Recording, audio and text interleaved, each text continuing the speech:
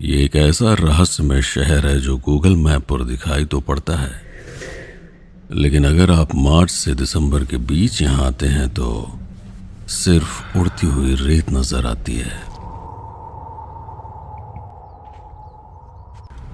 दूर दूर तक फैले इस रेतीले मैदान में न ही बिजली का कोई खंभा दिखाई देगा और न ही गले की प्यास बुझाने के लिए कोई नल।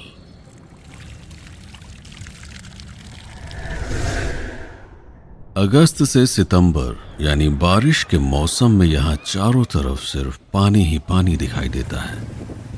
ये पूरा इलाका उस वक्त नदी के नीचे दफन हो जाता है।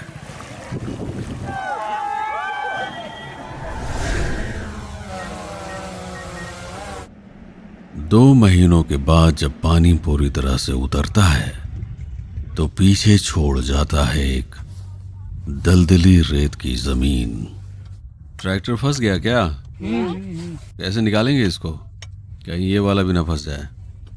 उस वक्त इस जमीन का इस्तेमाल होता है खेती करने के लिए, लेकिन यहाँ खेती करना इतना आसान भी नहीं है। यहाँ बांधने से पूरी ताकत ट्रैक्टर में जाएगी एकदम सीधे। इसी गिल में फंसा दीजिए। आने जाने के लिए कोई स्थायी सड़क न होने की वजह से खेतों में काम करने वाले ट्रैक्टर अक्सर इस दलदली रेत में गहराई तक धंस जाते हैं। तो आखिर पूरे साल में वो कौन सा महीना है जब ये शहर इस रेत पर खड़ा नजर आता है? आप लोग पीछे क्यों जा रहे हैं? अरे पीछे से गाड़ी आ रही। लेकिन जैसे ही जनवरी आने वाली होती है, अचानक से सभी काम पर लग जाते हैं।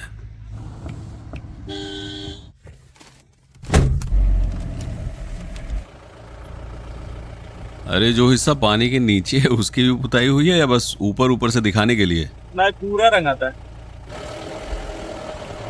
मकसद होता है एक ऐसा शहर खड़ा करना जहां पर लाखों लोग कुछ दिनों के लिए आकर रह सके। इसके लिए जगह जगह छोटे छोटे तंबू बनाए जाते हैं और लोगों की सुरक्षा के लिए पुलिस से लेकर फायर ब्रिगेड की सुविधा की जाती है।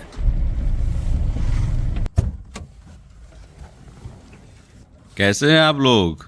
बढ़िया भैया। तो कहाँ पे ड्यूटी लगी है आप लोगों की? बस यहीं लगी है, क्या कहते हैं, कौन से सेक्टर है? 6 नंबर से। और सब ठीक चल रहा है? ठीक। लेकिन सोचने वाली बात यह है कि लाखों लोगों को यहाँ पर बसाने के लिए ये सब किया ही क्यों जाता है? क्या मकसद है कि लोग अपने पाप धो सकें? पूरे मेले में आप लोग कितने बोर्ड लगा चुके हैं अभी तक? बोर्ड हो जाए 260। तो पूरे मेले को आप लोग केसरिया से ही रंग देंगे? केसरिया। तो अगर ये मान लिया जाए कि सिर्फ पाप धुलने के लिए ही इतना ताम झाम किया जा रहा है, तो आखिर ये पाप है क्या चीज? ये कैसा पानी है? ये सप्लाई का पानी है सर। क्या पीने लायक है? हाँ, पानी यही पीता हूँ, क्या करूँ, जब तक नहीं चालू हो रहा है यही पी रहा हूँ। पानी के साथ नल नहीं जोड़ा गया है? नल लग गया है, पाइप भी डाल रहा है, पाइप जल निगम वाला। यहाँ पर इतनी व्यवस्था करने के पीछे पाप के अलावा एक और चीज है जो बेहद पेचीदा और उलझा हुआ है, वो है मोक्ष। तो आप लोग यहाँ पे कौन सा काम कर रहे हैं? यही पाइपलाइन डाल रहे हैं। तो कहाँ से कहाँ तक आप लोग बिछा चुके हैं अभी? वो वहाँ से सूरा जो मार्ग है वहाँ से आया है, संगल हुआ तो वहाँ तक जाएगा। तो कब तक सारा काम निपट जाएगा? कल तक सब हो जाएगा। तो पाप और मोक्ष दो ऐसी चीजें हैं जिसके ऊपर करोड़ों रुपए हर साल खर्च किए जाते हैं। तो आप लोग कल्पवासियों के लिए टेंट बना रहे हैं, कब तक बन जाएगा ये? शाम तक हो जाएगा। कल पहला नावन है और यहाँ पर तो चारों तरफ सन्नाटा है। कब से लोग आएंगे इसमें? हमको तो मालूम नहीं है, लेकिन वो शाम को आदमी आएगा। बिना तंबू के आप लोग कब से हैं यहाँ पे इतनी ठंड में? अब क्या किया जाए, रात में जो सामान आया जो बाटे इधर बिजली आ रही है कि नहीं अभी? मिले वाला है, आजकल भरे में देंगे। इधर पानी की सप्लाई चालू हो गई है, अभी काम बाकी है? अभी नहीं बढ़ जाएगा। तो यहाँ पर रहने वाले लोगों को कब से पानी मिलने लगेगा? आज ही सुचारू रूप से पानी मिलेगा। सतही तौर पर ऐसा लगता है जैसे पाप और मोक्ष को पाने के लिए हम ये जो कोशिश कर रहे हैं शायद ये फिजूल है। लेकिन अगर हम गहराई में उतरें तो मामला बहुत ही रहस्यमय और रोमांचक नजर आता है। और यकीन मानिए, दिमाग को हिलाने की ताकत है इसमें। तो चलिए शुरुआत पाप से करते हैं। आखिर क्या है ये पाप? तो अगर हम शब्द रचना के विज्ञान के आधार पर इसका मतलब खोजने की कोशिश करें तो क्या ये कहा जा सकता है कि किसी चीज को पाने का पागलपन? कल नहावन है, क्या पूरा हो पाएगा? काम तो हो जाएगा 2 दिन में। पागलपन मतलब दिमाग की वो अवस्था जहां पे सही और गलत की समझ लगभग खत्म हो जाती है। बाबा जी प्रणाम, कहाँ से आए आप लोग? हम वृंदावन से हैं महाराष्ट्री। तो कितने दिनों का कल्पवास रहेगा आप लोगों का? हम माघी पूर्णिमा तक रहेंगे। तो बाबा जी क्या बना रहे हैं खाने में? अभी 10-12 है, ज़्यादा नहीं। अभी सोयाबीन का रसा बन रहा है। तो कोई चीज आपको चाहिए, शायद वो खूबसूरत हो सकती है, जरूरत हो सकती है, या कुछ समय के लिए मन को दिलासा देने का एक जरिया। इस पागलपन से दिमाग को बाहर निकालने का एक आसान तरीका है कि आप उस चीज को हासिल कीजिए, भोगिए, और इस तरह से मन उससे बाहर निकल जाता है। क्या आप लोगों को बिजली मिल चुकी है? नहीं, अभी कुछ नहीं हुआ, अभी गेट लगा ही नहीं है। और पानी? पानी 2 नल लगा है, 13 नल बाकी है। कल मिस्त्री आके चले गए। आप लोग कहाँ से हैं? हम आए हैं झारखंड से। प्रयागराज की हूँ। तो आप यहाँ पर कितने दिनों के कल्पवास के लिए हैं? 1 महीने का पूरा रहेगा। आप लोगों को बाथरूम वगैरह मिल गया है? बाथरूम मिल गया है, नल नहीं मिला है। नल बिना बहुत दिक्कत होगा। ये क्या पीने का पानी लेके जा रहे हैं कहीं पे? पानी डाल रहे हैं रोज। अच्छा। लेकिन समस्या तब खड़ी होती है जब कोई चीज उसे किसी भी वजह से हासिल नहीं हो पाती। तब सही और गलत की परवाह किए बिना वो जो कुछ भी करता है, शायद वही पाप है। क्या आप लोग सारे टैंकर्स को लॉक कर रहे हैं? ऐसा क्यों कर रहे हैं आप लोग? इसमें बहुत फायदा हुआ। ये कोई गिरेगा नहीं, अंदर नहीं गिरेगा न। इसमें कोई चीज़ गलत चीज़ डाली जा सकती है, पैक रहेगा नहीं। क्या ऐसा कभी हुआ है कि कोई इसके अंदर गिर गया हो या किसी और तरह की कोई दुर्घटना? नहीं, हादसा तो नहीं हुआ है, लेकिन फिर भी सेफ्टी के लिए ये सब बंद कर देते हैं। तो क्या यहाँ आकर कल्पवास करने के पीछे एक वजह यह भी है ताकि इंसान अपने भीतर चीजों को हासिल करने की इच्छा को धीरे धीरे छोड़ सके और पाप से आगे बढ़कर मोक्ष की ओर जा सके? मोक्ष यानी सभी इच्छाओं का अंत। पर क्या सच में ऐसा हो सकता है? क्या हुआ, इतने गुस्से में क्यों हैं आप लोग? कुछ नहीं भैया। क्या कोई काम नहीं हो रहा है? ये बात करिए आप। हाँ भैया, ठीक है, हो जाएगा। मोक्ष और पाप ये 2 ऐसी बुनियाद थी जिसके ऊपर व्यापार की इमारत खड़ी की गई थी। बिछाने के लिए पुआल भी लाए हैं। कहाँ से मिला इतना सारा? तो गाँव से ले आए। खेत से आया है। ताकि लोग अपनी व्यक्तिगत इच्छाएं छोड़कर समाज की भलाई के लिए काम करते रहें। इतना भारी भरकम सामान कहाँ से ला रहे हैं आप लोग? ये आ रहा है बलिया मेले से। लेकिन एक नई समस्या खड़ी हो जाती है कि बिना स्वार्थ के व्यापार होगा कैसे? तो दुकानदारी कैसी चल रही है गुरु? ठीक है, डाउन चल रही है अभी कोई। तो ज्यादातर कौन से सामान की डिमांड रहती है? ज्यादातर यही किराने की, राशन वाशन की आवश्यकता रहती यानी अनाज, तेल, मसाला। है। जी, यही सब चलता ही है। कहीं इस मेले का मकसद ये बताना तो नहीं है कि आपको सिर्फ उतना ही कमाना चाहिए जितने से आप गुजारा कर सके? धंधा कैसा चल रहा है? ठीक है। तो खाने जा रहे हैं कि दुकान लगाने? खाना है भाई। काफी बड़ा परिवार है। खाना है।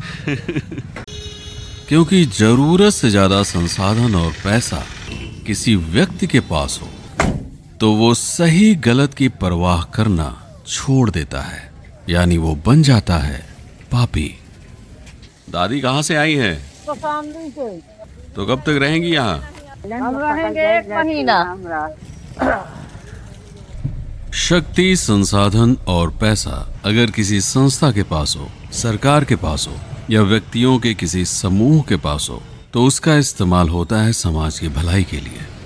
लेकिन शर्त यहाँ पर भी है कि आदमी को निस्वार्थ होना चाहिए। ये पुल आने के लिए इस्तेमाल होगा या जाने के लिए? आने के लिए। पर क्या अपने स्वार्थ को छोड़ देना इतना आसान होता है? कौन सा रोड पे मार्ग पे है ये तो पता होना चाहिए। फतेहपुर वाले। आप चौराहा बताइए, कोई मार्ग बताइए, तो जानकारी मिलेगी। यही कल आए हैं, हमको पता नहीं होता है खुद। दंडी स्वामी किधर है? देवराहा बाबा को पंडाल है ये। कौन से महाराज का है ये? कौन से सेक्टर में है इनका शिविर? ये पार्ट में हम लोग परेशान हो रहे हैं। हाँ?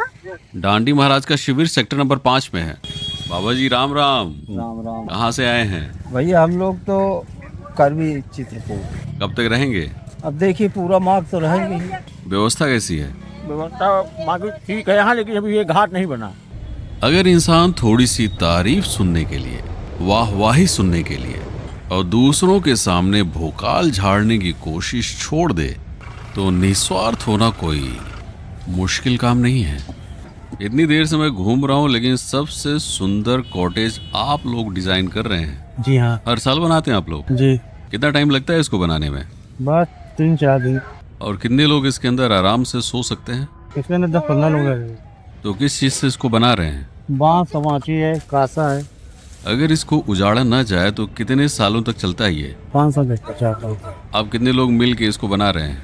4-5 लोग। और पूरी तरह से बन जाने में कितना समय लगता है?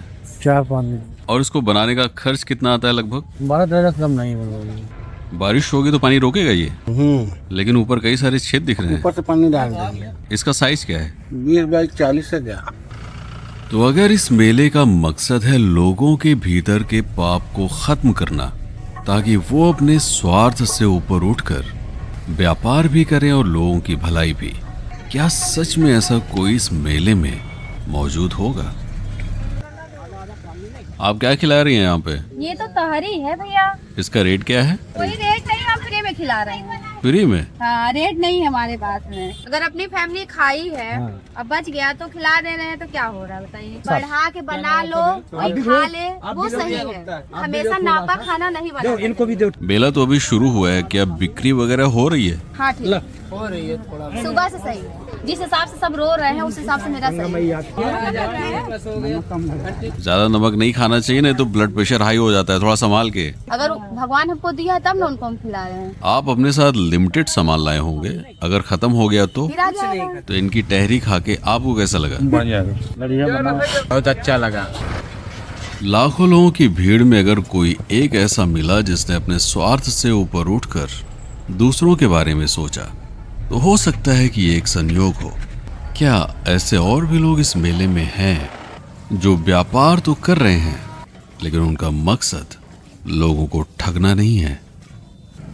तो अब रहने वाली कहाँ के हैं? हम लोग एमपी से हैं। एमपी रीवा जिले से हैं। तो सामान का ये ठेला आपको कहाँ से मिला? वाला हम लोग अगले साल कुंभ में कसाए हैं। तब से यहीं पे हैं? यहीं पे रहते हैं। हाँ, गांव गए थे पर यहीं पे रहते हैं। तो सुबह से कुछ सामान बिका है? हो गया, अभी तो ज्यादा नहीं चल रहा है। 100-200-400 का हो जाता है। तो आप साथ में कितने लोग हैं? साथ में हम लोग 7-8 लोग हैं। सभी एक ही गांव से हैं? हाँ, तो आओ लोग सुबह गए हैं और हम लोग आगे पीछे से घूमते रहते हैं। और आपके पति क्या करते हैं? हमारे पति भी ठेला लेके गए हैं। और वो क्या बेचते हैं? वो भी यही बेच रहे हैं। फल? हाँ, फल भी बेचते हैं। और आपके बच्चे कितने हैं? हमारे बच्चे 2 हैं। बच्चे कहाँ रहते हैं? वो पढ़ते हैं घर में, गाँव में। ये सारा सामान जो आपके ठेले पर है, इसको कहाँ से खरीदा आपने? ये सब उधर से बाराना चौराहा से भी आता है। आज हमारे पास पुल हैं, सड़कें हैं, गाड़ियां हैं, तब जाके इस क्षेत्र में लाखों लोग आकर कल्पवास के लिए महीनों तक अपना समय बिता पाते हैं। लेकिन किसी जमाने में माघ मेला क्षेत्र में आने के लिए नावों का ही सहारा लेना पड़ता था। यानी सैकड़ों साल पहले नदियां ही हाईवे थी और नाव उसके ऊपर चलने वाला ट्रैफिक।